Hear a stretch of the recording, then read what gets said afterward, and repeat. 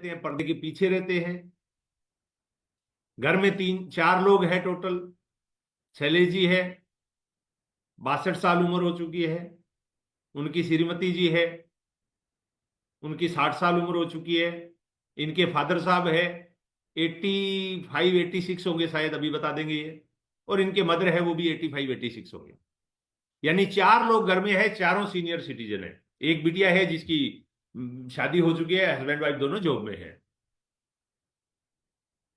पिताजी की पेंशन है, खुद की पेंशन है, ऑलरेडी लाखों रुपए महीने की इनकम है। खाने वाला कोई नहीं है, कमाने वाले सारे हैं। 85 साल के बाबूजी है तो भी पेंशन आ रही है। माता जी है तो भी घर में थोड़ा बहुत गाय का और का काम देख लेती है। भैया जी है, वो नौकरी टीचर से रिटायर हुए, हेडमास्टर से हुए हैं, तो ये भी 80-85 हजार इनकी पेंशन आ जाती है, एन्युटी वगैरह मिला के। और इनके श्रीमती जी है, वो इन सबका साथ में साथ देते हैं, और साथ में 1 लाख रुपए का आरसीएम का महीने का पे आउट लेते हैं। तो 4 लोग हैं, चारों कमाने वाले हैं, खाने वाला कोई नहीं है।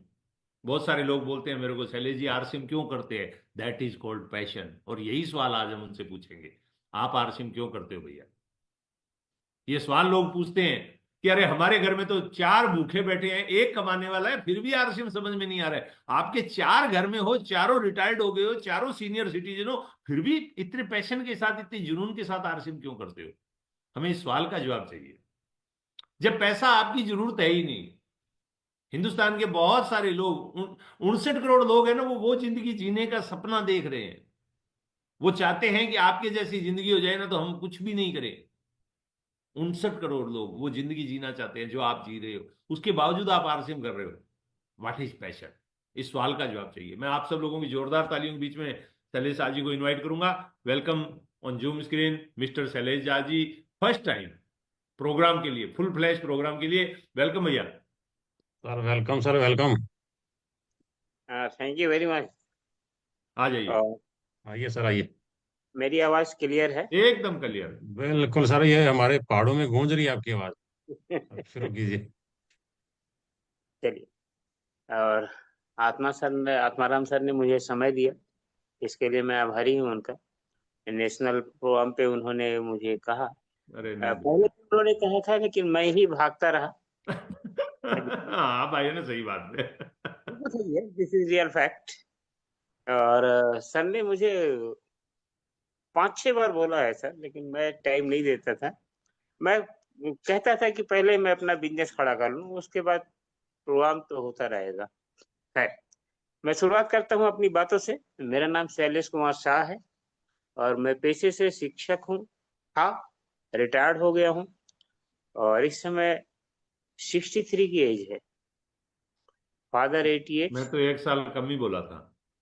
फादर 88, मदर 86 और वाइफ 61। और एक बिटिया है जो गवर्नमेंट सर्विस में है, दामाद है वो भी गवर्नमेंट सर्विस में है। और इस बिजनेस को क्यों किया, किसके कहने पे किया, ये पहली बार चूंकि मैं आ रहा हूँ, जैसे आत्माराम सर ने बताया, तो मैं अपनी बातों को रखूंगा। और मैं पेशे से शिक्षक रहा, 40 साल की सेवा करने के बाद रिटायर हुआ हूँ। और पिछले 1.5 साल से पूरी तन्मयता के साथ इस बिजनेस को कर रहा हूँ। और सबसे पहले मैं कहूँगा कि आरसीएम में लाइन ऑफ स्पॉन्सरशिप में जिस व्यक्ति की डायरी में आपका नाम आता है, मेरे हिसाब से वो बहुत ही महत्वपूर्ण आदमी है, वो आपका वेलविशर है। उसने आपके विषय में सोचा, and that fellow is none other than Mister Vivek Parashar from Bilaspur. Salute है सर आपको कि आपका नाम मेरी लिस्ट में रहा, और तभी मैं इस बिजनेस में आ पाया। और वो हमारे छोटे भाई के साथी रहे हैं, इसलिए मैं जल्दी उनकी बात को मानता नहीं हूँ, ये बात सही है। नेशनल टीवी पे एक्सेप्ट कर रहा हूँ। कहीं पे बड़े और छोटे का ये बात आ जाती है तो बड़े भाई की हैसियत से वो रिस्पेक्ट करते हैं। और मैं उनकी बातों को जल्दी वजन नहीं दे पाता, लेकिन इस बीच में एक कड़ी है मिस्टर आत्माराम कासवान, जिन्होंने मुझे इस बिजनेस को समझा पाए कि आरसीएम क्यों करना है।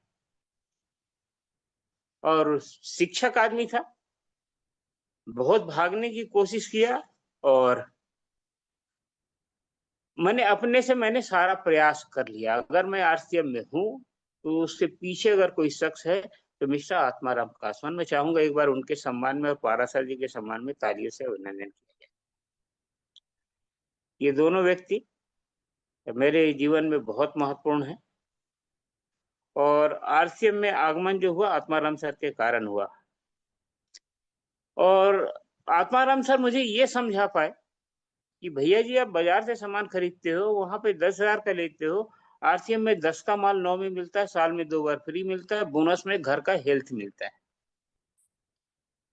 ये चीजें मेरे को समझ में आज से 14 साल पहले जब आरसीएम समझा रहे थे, उस समय भी बाजार के प्राइस और आरसीएम के प्राइस में फर्क था।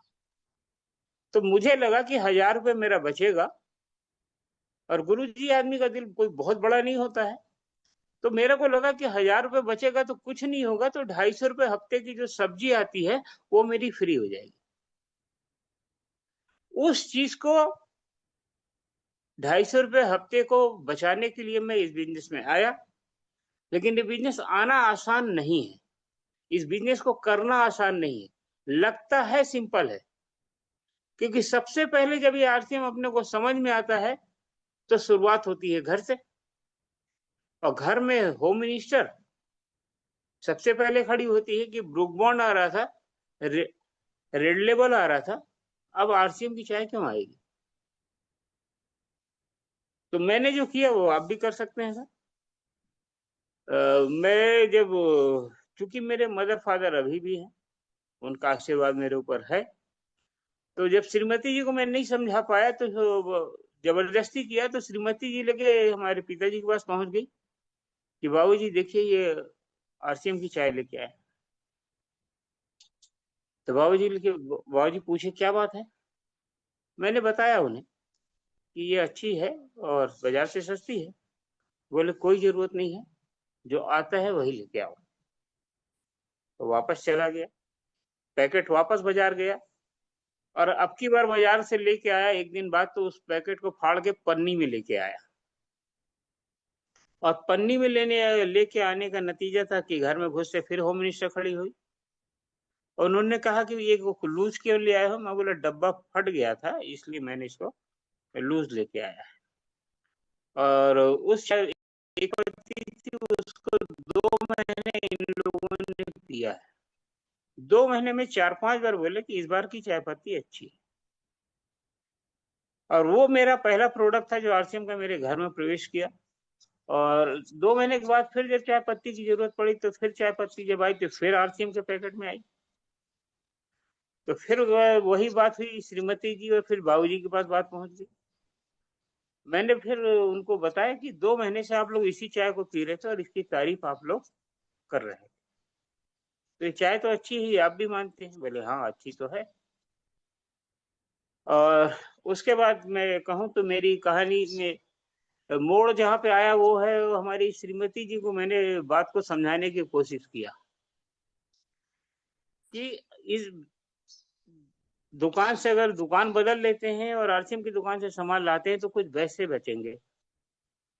तो उन्होंने कहा कि लगे कि पैसे बचेंगे वो बात तो ठीक है, लेकिन कौन सा तुम मेरे को दे देते हो, कौन सा मेरे को दे दोगे। मैं कहा अगर तुमको दे दूं तो। बोले ठीक है एक बार फिर मैं चलाने की कोशिश करती हूँ। और वो बात शुरू हुई थी 200-500 रुपए से, कभी आया कभी नहीं आया, लेकिन बाद में 6-8 महीने के बाद लगातार आने लगा। और वो मामला फिर बढ़ने लगा, 1,000 के बाद 2,000, 2,000 के बाद 4,000, 3,000, 5,000 ऐसे करके बढ़ने लगा। और मुझे भी अब भरोसा हो गया था कि पैसा तो आएगा सर। तो मुझे लगा कि श्रीमती जी को समझाना पड़ेगा, क्योंकि सब कुछ वो ले जा रही थी। उनको कुछ याद रहे चाहे ना रहे आत्माराम सर, उनको एक तारीख याद रहती थी कि 7 तारीख को आरसीएम का पैसा आता है। वो आके मोबाइल लेके खड़ी हो जाती थी कि कितना आया है ये बता दो। यस। फिर मैंने उन्हें कहा कि उसमें उस समय मेरा पे आउट लेके 9,200 कुछ आया था उस महीने का। जी मैं उनको दिखाया, मैं बोला ठीक है, इसको एक फाइनल डील कर लो कि लेके भाई इतना पैसा आएगा तुमको दे दूंगा, इससे ऊपर आएगा तो मैं रख लूंगा, मेरे को भी अपने खर्चे हैं। जी और वो एग्रीमेंट हुआ 10,000, और आज 14 साल हो गया सर। वो एग्रीमेंट 10,000 की जगह अब 15,000 पे चला गया है, लेकिन 15,000 उनका है और बाकी मेरा है। जी और ये आरसीएम में मेरी शुरुआत है। आरसीएम में जो कठिनाइयां आती है उस पर भी मैं जरूर चर्चा करना चाहूंगा सर, जिसे मैंने फेस किया है, जी जिसको हम सभी ने फेस किया। मैंने क्या, हम सभी ने, जो भी आरसीएम के सिस्टम का पालन करता है वो इन चीजों को फेस करता ही करता है। हमें उनसे मिलना है जो हमसे मिलना नहीं चाहते, और बात उनसे आरसीएम की करनी है और वो आरसीएम की बात हमसे करना नहीं चाहता। सही बात। ये टफेस्ट जॉब है आरसीएम में। और आरसीएम तो आपको तब तक करना है जब तक सामने वालों को समझ में ना आ जाए।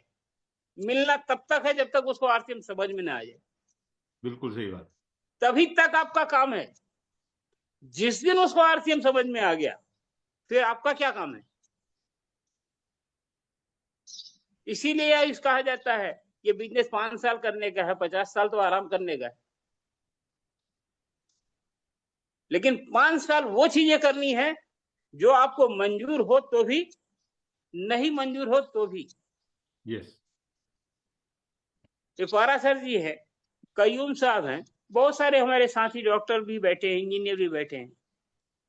ये गस्टेड अफसर है। यस मैं तो स्कूल का प्रिंसिपल था, उसके में थोड़ी ईगो मुझ में भी रहती थी।